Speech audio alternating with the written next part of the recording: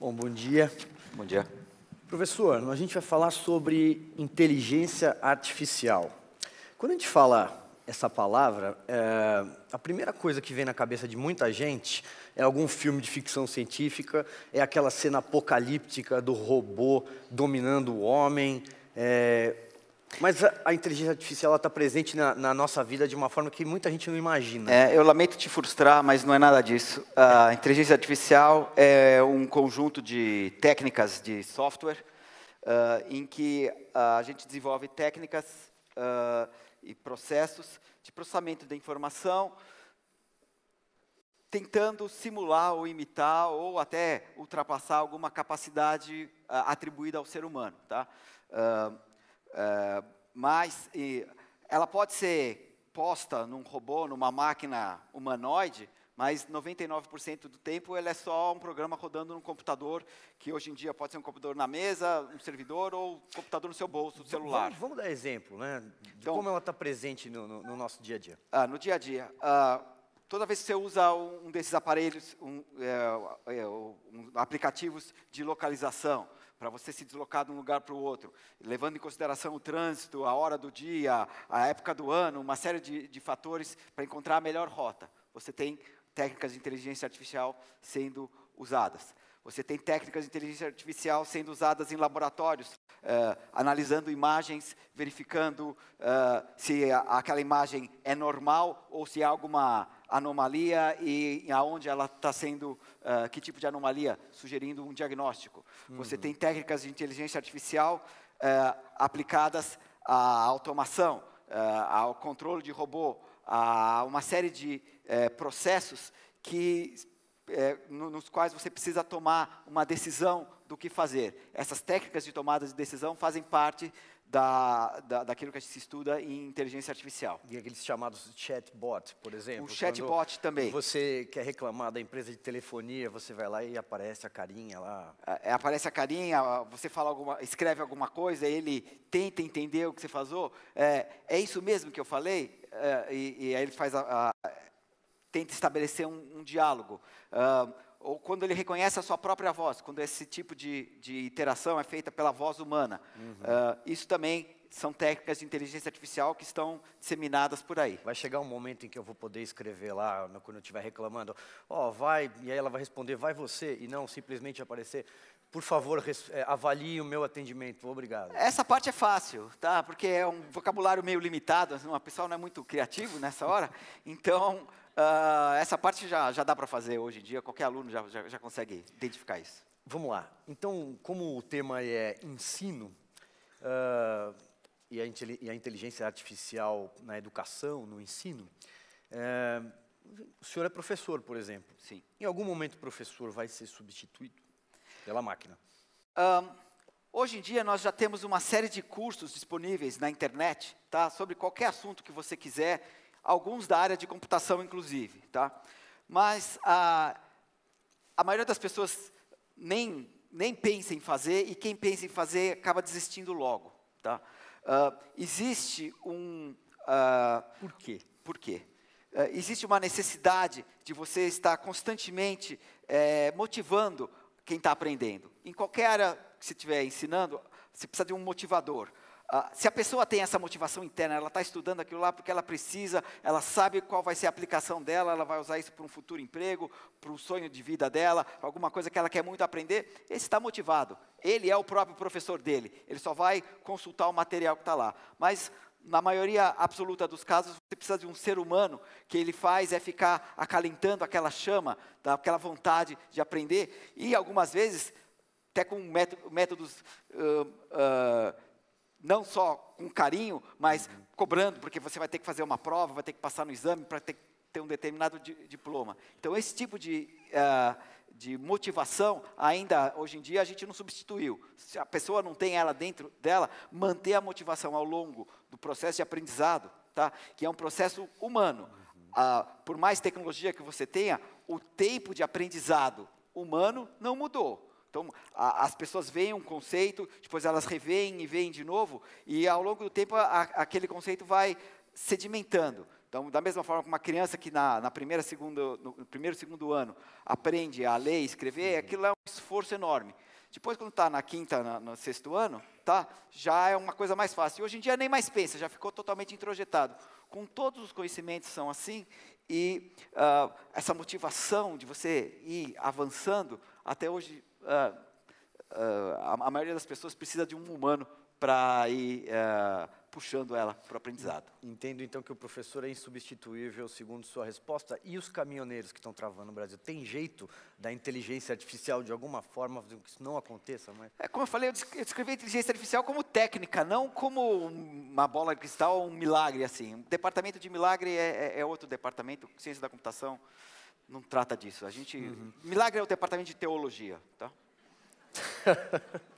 O senhor citou agora há pouco, en passant, ali a questão na medicina, né? Sim. Tem uma reportagem publicada hoje, eu li no Jornal Estado de São Paulo, mas, salvo engano, outros jornais reproduziram, de que a máquina é mais eficiente do que o humano na hora de descobrir o câncer de pele. O estudo comparou o diagnóstico feito por dermatologistas experientes e por um método de inteligência artificial. 86,6% foi o percentual dos médicos em relação aos melanomas. E a inteligência artificial, 95%. Aí você tem uma questão da inteligência artificial na medicina. Vai ser mais eficiente para diagnóstico do que o homem? Sem dúvida, já é. E a tendência é que melhore. Mas o problema aí é o seguinte, tanto a máquina quanto o homem podem dar um diagnóstico errado. Se o médico deu o diagnóstico errado, a culpa é dele. E se a máquina deu o diagnóstico errado, a culpa é de quem? Tá? Essa atribuição de responsabilidades, aprender a viver com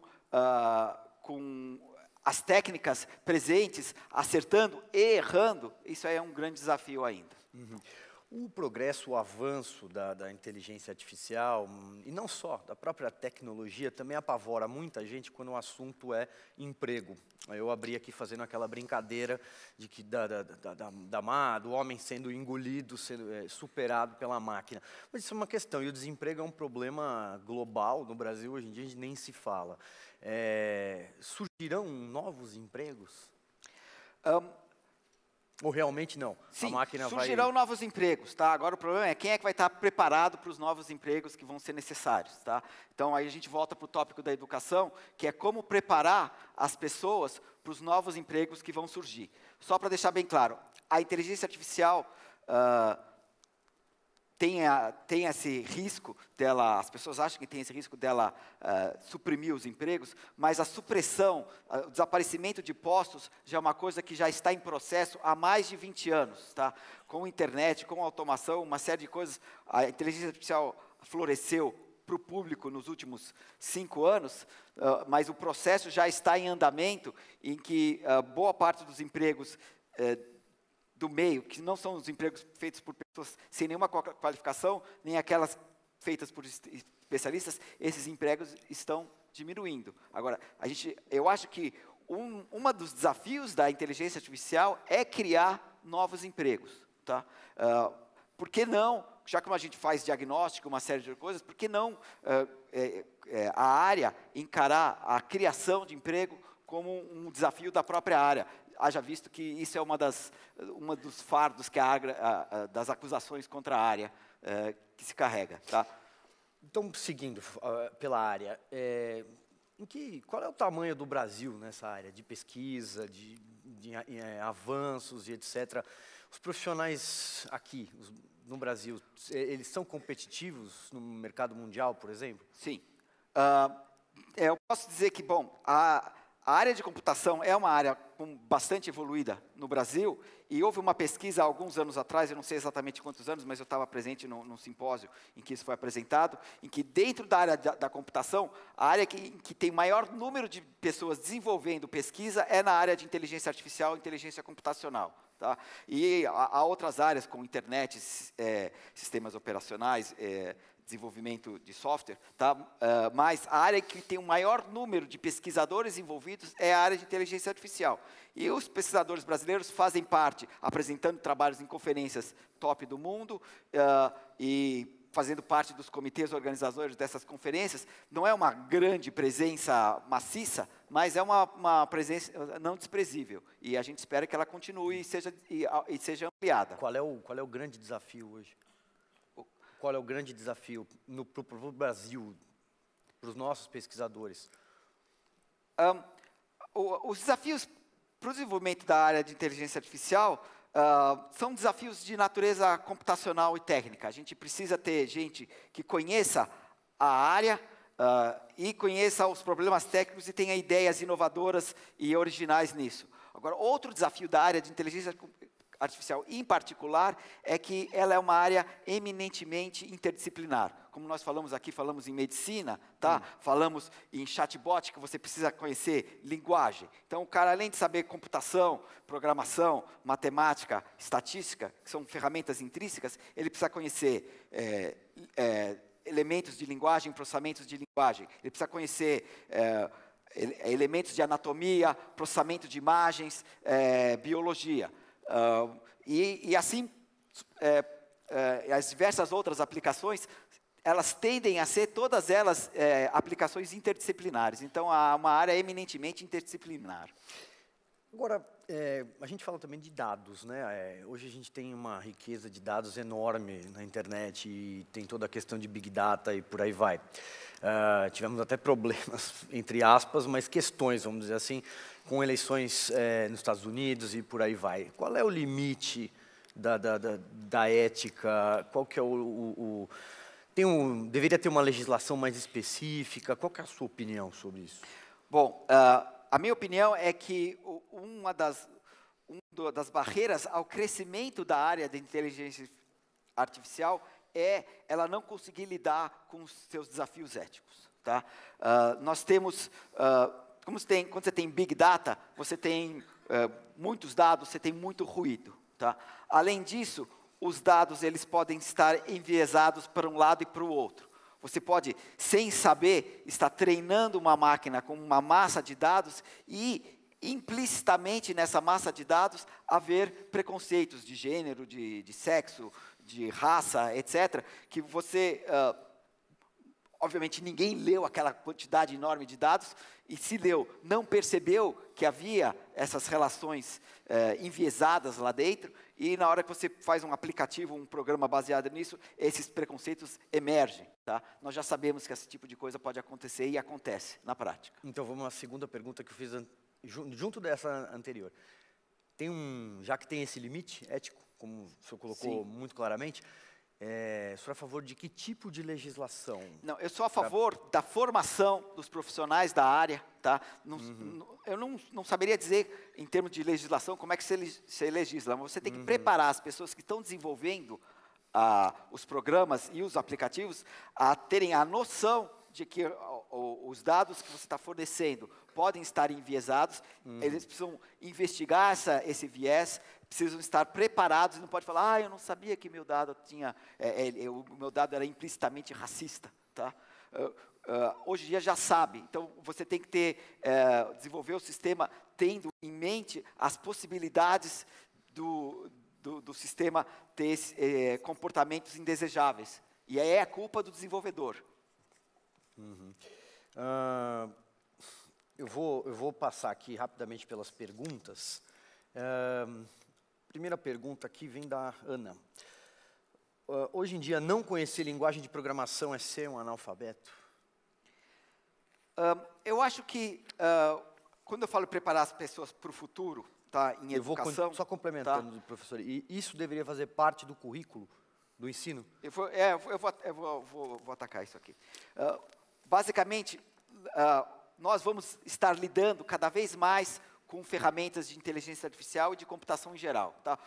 Hoje em dia, majoritariamente, é no teclado, na frente de uma tela, mas no futuro, ela vai estar, já no presente, ela já está se disseminando. Tá? Então, a gente vai estar interagindo com, vamos chamar, unidades de processamento de informação o tempo inteiro.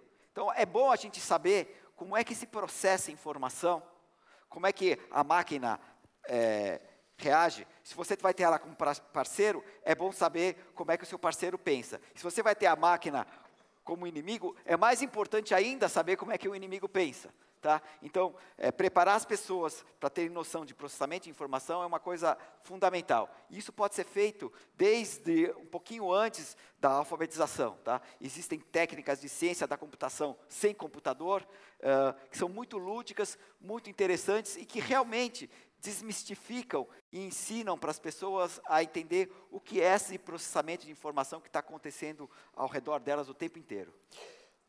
Tem uma pergunta aqui da Marlene. Inteligência artificial e empregabilidade. É uma das discussões em carreira. A gente falou sobre isso agora há pouco, sobre emprego e tal, mas para você responder para ela. Como é que essas duas coisas conviverão nos próximos 5 anos ou mais? O que é viável?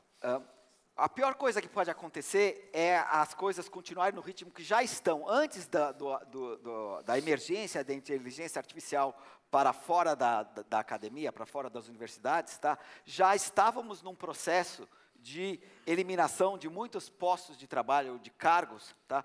E substituindo por tecnologia pré-inteligência artificial. Então, a pior coisa que pode acontecer é continuar nesse processo. Como eu falei, as pessoas vão estar lidando com essas tecnologias e elas precisam estar preparadas para lidar. Tá? Quando eu fui dar uma palestra uma vez na Faculdade de Direito, tem muitas profissões paralegais que foram extintas. Hoje em dia, para fazer uma pesquisa legal, você entra no Google, faz a pesquisa. Não precisa mais de uma pessoa, de um trainee ou de algum profissional para fazer isso. Tá? Esse posto foi suprimido. No jornalismo, então, ou nas Nem gráficas. me fale. Então, esse tipo de coisa aconteceu antes até da emergência da inteligência artificial. Como eu falei, agora as pessoas vão ter que aprender a lidar com a automação e os entes inteligentes que vão estar ao seu redor. Seu microfone pode ser inteligente, a geladeira da sua casa pode ser inteligente, o interruptor da sua casa pode ser inteligente, e de vez em quando eles vão dar problemas. Se você só sabe que tipo de processamento de informação que ele está fazendo, você é capaz de entender o que está dando errado, quais são os problemas. A gente é capaz de entender melhor o mundo em que a gente construiu para a gente morar. Tá? Vamos lá, mais perguntas que chegaram. Nasser, é isso? Nasser. Como pode ser uma grade curricular no ensino infantil e fundamental voltada para IA, para inteligência artificial? Como eu falei, as técnicas de ensino, de processamento de informação, ciência da computação sem computadores, são extremamente lúdicas. Tá? Eu mesmo já tive a oportunidade de ensinar crianças, ensinei técnicas de numeração binária, você aprende a contar em binário, fazer conta com binário, transformar de binário para normal. Você pode ensinar a representar a informação, como você armazena, como você passa um bilhetinho para outra pessoa, cifrado, codificado, e ela é capaz de decodificar. E tudo isso você não precisa de máquina. Você pode ensinar a processar a informação, a organizar, a ordenar em ordem alfabética, alguma certa assim, e é muito lúdico. Então, você pode introduzir isso nas escolas, a partir da alfabetização, ou até um pouco antes. O problema é qual a vontade de se fazer isso. E esse tipo de ensinamento, ele é muito melhor feito se a pessoa que está ensinando entende por que é que ela está ensinando aquilo. O que é que aquilo corresponde a uma realidade computacional. Então, o grande problema aí não é só o desenvolvimento das técnicas, mas de ensinar os educadores para poder lidar com esse tipo de informação. Então, e por falar em educadores e lidar com esse tipo de informação, tinha aqui uma pergunta bem interessante da Alessandra. Será que a inteligência artificial não se torna mais motivacional para o aluno do que o professor? Uma vez que essa nova geração se interessa muito mais por aplicativos ou por estar conectado do que por pessoas, né? Hoje em dia a criançada já nasce fazendo assim, passando a tela, né? Então, será que eu não isso concordo. não é mais, não concorda? Não concordo. Do que aquela professora chata de geografia da 3ª série? Porque o fato que a criança sabe fazer assim na tela, ela tem um nível tecnológico muito baixo. Ela é usuária da tecnologia, tá? E essa tecnologia está sendo introduzida em momentos até muito cedos na vida. Eu ouvi ontem mesmo uma pesquisa na Rádio USP mostrando que as crianças estão retardando as habilidades comunicadoras, fala, etc. E elas estavam investigando se uma parte desse problema pode ser porque está sendo introduzida esse tipo de atividade tecnológica muito cedo na vida. Tá? Então, eu não acho que a inteligência artificial está substituindo a motivação. As crianças que sabem jogar joguinhos, elas não estão entendendo o que está acontecendo. Elas sabem, o joguinho é muito bom para treinar a criança para jogar jogo. Tá? E para isso, tá? Basicamente. Ela não está sendo preparada para interagir com uma máquina profissionalmente, ser criativo com aquilo, mesmo que... Ou ela não está sendo motivada a aprender a programar aquele jogo.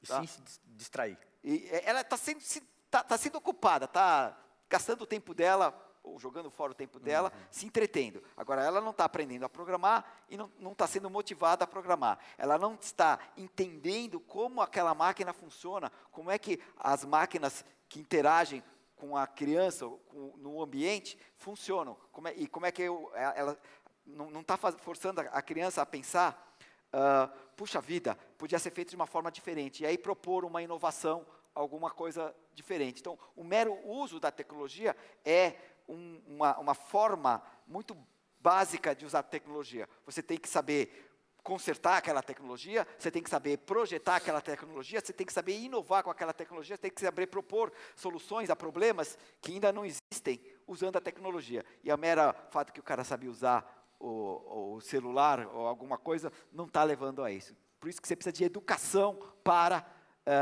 a tecnologia, não só o uso da tecnologia. Vamos lá, mais uma pergunta aí do João Lira. Até me ajuda a entender. Se uma inteligência artificial for desenvolvida para ser analfabeta, ela pode vir a ser alfabetizada? Há uma mistificação aí no que é que se faz com inteligência artificial. Tá? Hoje em dia, no estado atual da tecnologia, a maioria dos métodos são chamados métodos supervisionados. Você dá dados para o programa e fala, olha, isso aqui é um cachorro. Tá? E aí você vai dar várias fotos e fala, isso aqui é um cachorro, isso aqui é um gato. Você vai ensinando o computador a distinguir o cachorro do gato. Tá? Teoricamente, simulando uma habilidade humana de saber diferenciar o cachorro de um gato. Mas é uma coisa muito limitada. Você não está ensinando ele a falar. Quando você está ensinando ele o que é um cachorro-gato, você não está ensinando ele a escrever, nem a diagnosticar um câncer no pulmão. Tá? É uma coisa muito limitada, muito direcionada. A inteligência artificial, as técnicas modernas, ainda são extremamente compartimentadas. O senhor escreveu um artigo recentemente para a revista Exame, também do Grupo Abril, e a imagem que ilustra a reportagem é do Kasparov, jogador grande enxadrista, e na época, em 1997, me corrija se eu estiver errado, ele foi derrotado ali pela primeira vez por uma máquina. Certo. Ele foi um computador da IBM, não é isso? Exato. Ele nunca mais vai ganhar na máquina? Ninguém nunca mais vai ganhar na máquina? Acho que existem várias competições de xadrez, no caso. Tá? Existe uma competição aberta... Podemos estender a pergunta para outros, não só para o xadrez. Mas só do caso do Kasparov. Uma competição aberta, quem ganhou a competição de xadrez eram bons enxadristas que usavam o computador ao mesmo tempo. Tá? É o que eu chamo do modelo centauro. Metade homem, metade máquina. Metade cavalo, metade homem. Tá? Esse cara sabia usar a máquina, o programa para prever as jogadas, e ele sabia bastante xadrez o suficiente para as duas coisas se somarem e aí ganhar o campeonato contra grandes mestres ou só a máquina programada. Então, como eu falei, há uma forma da gente trazer a inteligência artificial para criar novos postos de trabalho, é fazer as pessoas a serem especialistas auxiliadas por máquinas, para saber os dois trabalharem juntos. Então, isso aí é um caminho. Agora, o caso do Kasparov, a máquina ganhou dele, eu achei muito injusto, porque as pessoas que que programaram a máquina conheciam todas as partidas da vida do Kasparov, enquanto o Kasparov estava vendo aquela máquina pela primeira vez. Então foi injusto. Foi um grande evento de marketing do programa lá que ganhou dele. Por outro lado, Deep Blue, por outro lado, a gente não sabe como o Kasparov pensa. Então, a máquina ganhou dele, mas eu não sei quais são os métodos de tomada de decisão que levam ele a mover o peão ou não, num determinado momento. Então, a gente pode ter ganhado do Kasparov, mas a gente não venceu, de certa forma. Eu não sei como é que o Kasparov pensa. Tá? Nem o Kasparov, nem ninguém, nem um garotinho de 3 anos. Então, vamos lá. Para a gente amarrar, então, aqui e fechar a nossa conversa, nós já somos dominados pela máquina? Faz tempo. Eu, por exemplo, estou ansioso porque faz tempo. São 30 minutos de entrevista e eu não olhei meu WhatsApp até agora. Então essa é uma batalha que já foi perdida, tá? Já era.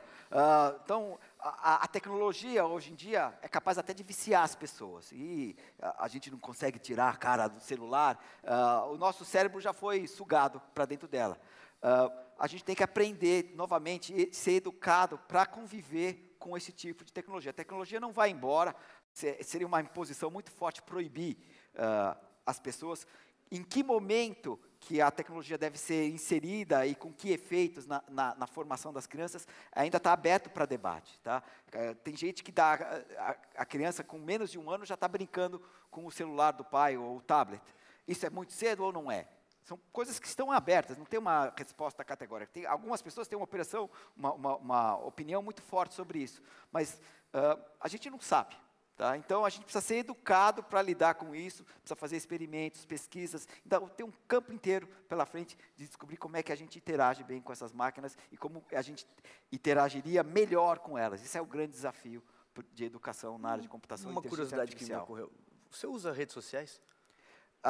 Pouco. Eu uso o WhatsApp. Eu estou perguntando porque eu fui fuçar antes de te entrevistar. Eu não tenho Facebook, eu não achei Facebook. Não tenho Twitter. E eu não tenho tempo para isso. Então, eu fiquei uma vez, um fim de semana com a conta do Facebook da minha esposa, e eu falei que se eu tivesse uma conta, eu não ia fazer mais nada da vida. Ela deve ter ficado brava se olhar o Facebook dela. Ficou comigo, mas eu não posso ficar bravo com ela, mas ela ficou brava comigo. E eu percebi de cara que eu não posso ter esse tipo de tecnologia. Eu tenho e-mail, tenho WhatsApp para me comunicar profissional. E com isso eu já tenho bastante coisa para fazer. Muito bem, professor. Quero agradecer pela entrevista e pela simpatia.